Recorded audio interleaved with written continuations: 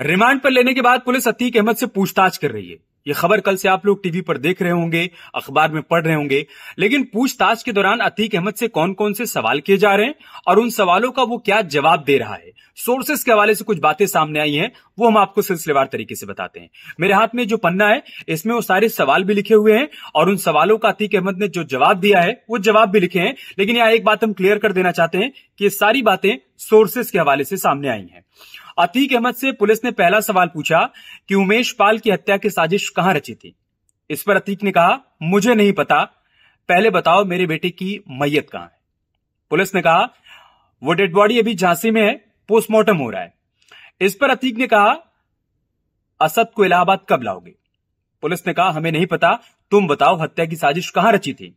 अतीक ने कहा, मैंने कोई साजिश नहीं रची। पुलिस ने कहा, जेल में तुम्हारी मदद कौन कौन करता था। इस पर अतीक ने कहा, क्या मैं असद के जनाजे में शरीक हो सकता हूं। पुलिस का जवाब था, अपने वकील से पूछना, पहले बताओ जेल में कौन कौन मदद करता था। इस पर अतीक ने कहा, मेरे पास इसका कोई जवाब नहीं है। आगे पुलिस ने सवाल किया, बताना तो तुम्हें पड़ेगा, जेल में फोन कहां से मिलता था। अतीक ने कहा, मेरे बेटे को कितनी गोली मारी। पुलिस ने कहा, जितना पूछा जा रहा है उसका जवाब दो। अतीक ने कहा, अरे हमारे बेटे को मार दिए हो, उसने कुछ नहीं किया था। पुलिस ने कहा, जेल में फोन कौन दिया करता था, बताओ। अतीक ने कहा, मुझे वॉशरूम जाना है। फिर पुलिस ने कहा, उमेश पाल को क्यों मरवाया। अतीक ने कहा, मेरे घर से असद की मैयत लेने कोई जा रहा है, ये उसका सवाल था। पुलिस ने कहा, बातों को मत उलझाओ, सीधा जवाब दो। अतीक ने कहा, मेरे बेटे को झांसी में कहां मारा।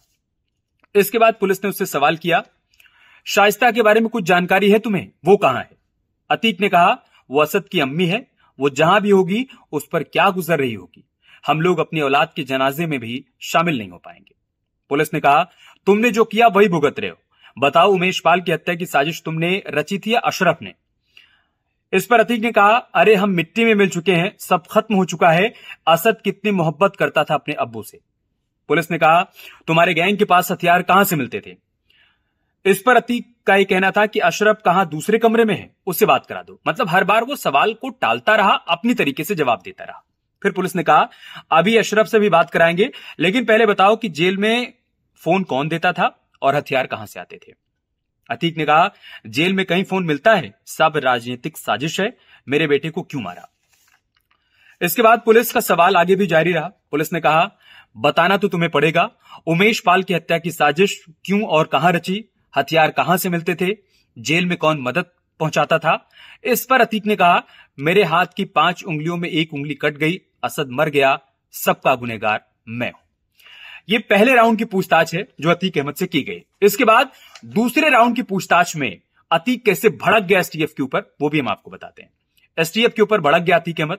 पूछताछ के दौरान वो गुस्से में था, भड़का हुआ था। असद पर सवाल सुनकर भड़क गया अतीक। उसने कहा, बेटा मार दिया, अब क्या रोल पूछते हो, जिंदा रहा तो इंतकाम लूंगा। एक प्रकार से वो धमकी भी दे रहा था, मतलब रस्सी जल गई है, अभी ऐंठन नहीं गई है। आगे उसने कहा, असद को मारने वालों के घरों में मातम होगा, मेरा घर परिवार सब उजड़ गया। 2016 में उमेश को मारने का प्लान बनाया था, ये अतीक ने एडमिट किया पूछताछ के दौरान। उसने कहा कि 2016 में, अभी नहीं, 2023 में नहीं, 2016 में उमेश पाल को मारने का प्लान बनाया था, गद्दारी को नजरअंदाज कर उसको छोड़ दिया था। ये अतीक ने कहा कि उस दौरान गद्दारी को नजरअंदाज कर हमने छोड़ दिया था 2016 में, जब उमेश पाल को मारने का प्लान बनाया था। इसके बाद उसने कहा, उमेश पाल शूटआउट का बिल्कुल भी पता नहीं था। अभी जो 24 फरवरी 2023 को उमेश पाल का शूटआउट हुआ है, उसका यह कहना था कि मुझे इसके बारे में कुछ भी नहीं पता था, जानकारी होती तो ऐसा बिल्कुल नहीं होने देता। ये सारी बातें उसने दूसरे राउंड की पूछताछ में कही।